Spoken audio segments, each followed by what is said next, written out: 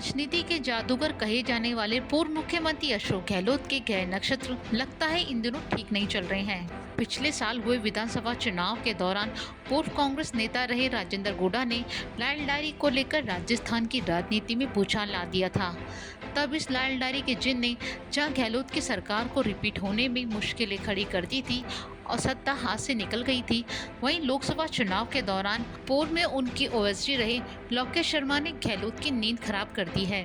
लोकेश शर्मा विधानसभा चुनाव के नतीजों के बाद से ही लगातार बगावती तेवर अपनाए हुए हैं और एक के बाद एक आरोप गहलोत पर लगा रहे हैं। इतना ही नहीं, लोकेश शर्मा खुद को एक पीड़ित की तरह पूरी मीडिया के सामने पेश कर रहे हैं। हाल ही में लोकेश शर्मा ने कहा था कि पूर्व मुख्यमंत्री अशोक गहलोत ने 2020 के दौरान जब उनकी सरकार गिरने की नौबत आ गई थी तो गहलोत ने उन्हें एक ऑडियो क्लिप दी थी और कहा था कि इसे मीडिया तक पहुंचा दो जिससे उनकी सरकार गिरने से बच जाए और सारा ठीक रहा। केंद्रीय मंत्री गजेंद्र सिंह शेखावत और कांग्रेस नेता सचिन पायलट के सिर फूट जाए। लोकेश शर्मा ने कहा कि उन्होंने सीएम के ओएसडी होने के नाते अपना कर्तव्य पूरा किया, लेकिन बाद में इस मामले में दिल्ली में क्राइम ब्रांच द्वारा मुझसे बार बार गहन पूछताछ की गई, लेकिन मैं चुप रहा। लेकिन जो व्यक्ति फोन टेपिंग की घटना के लिए जिम्मेदार है उसने मुझे मझधार में ही छोड़ दिया और मुझे नतीजे भुगतने के लिए बलि का बकरा बना दिया। लेकिन अब वो इसका बोझ नहीं उठा सकते। उन्होंने कोई गलत काम नहीं किया है।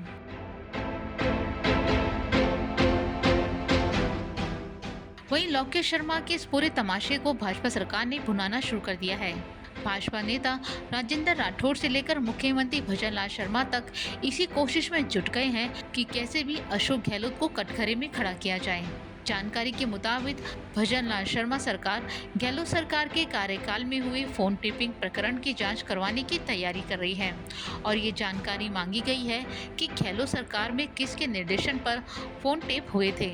इसके लिए आधिकारिक तौर पर आदेश जारी किए थे या मौखिक निर्देश पर फोन टेप करवाए गए थे।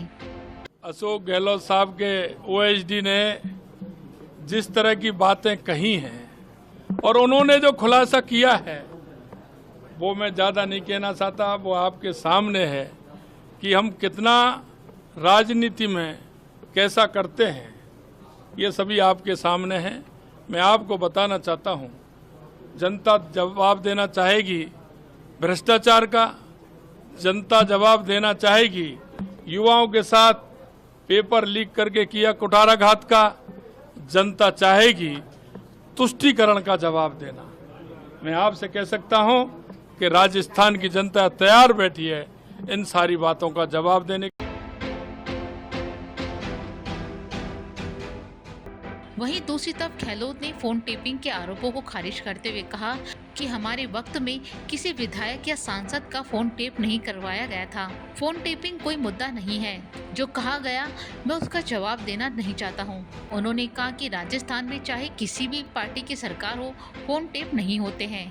जहां तक मैं जानकारी रखता हूं, भाजपा भी ऐसा नहीं करती होगी, क्योंकि अधिकारी भी कानून से चलते हैं।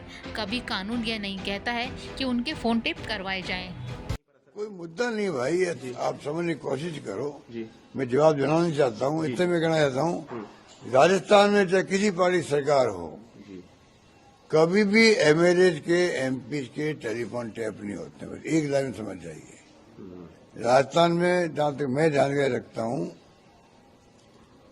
किसी भी एमएलए एमपी के कभी भी टेलीफोन टैप नहीं हुए होंगे, ना होते हैं। मेरे को लगता है बीजेपी भी नहीं कहती होगी, क्योंकि अधिकारी भी तो कानून से चलते हैं और कभी कानून ये नहीं कहता कि आप जनप्रतिनिधियों के चुनाव उनके टेलीफोन टैप करो।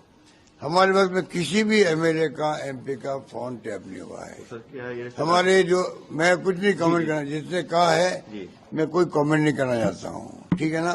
इतना ही कहूँगा, हमारे वक्त में ना कोई षड्यंत्र हुए हैं, न टेलीफोन टैप हुए हैं और न टैप। राजस्थान में अब लाल डायरी के जिन की जगह फोन टेपिंग मामले ने ले ली है। ऐसे में देखने वाली बात होगी कि आखिर ये फोन टेपिंग का मामला किस और करवट लेता है। क्या गहलोत की मुश्किलें बढ़ती हैं या फिर कुछ दिनों बाद चर्चा में रहने के बाद ये भी ठंडे बस्ते में चला जाता है।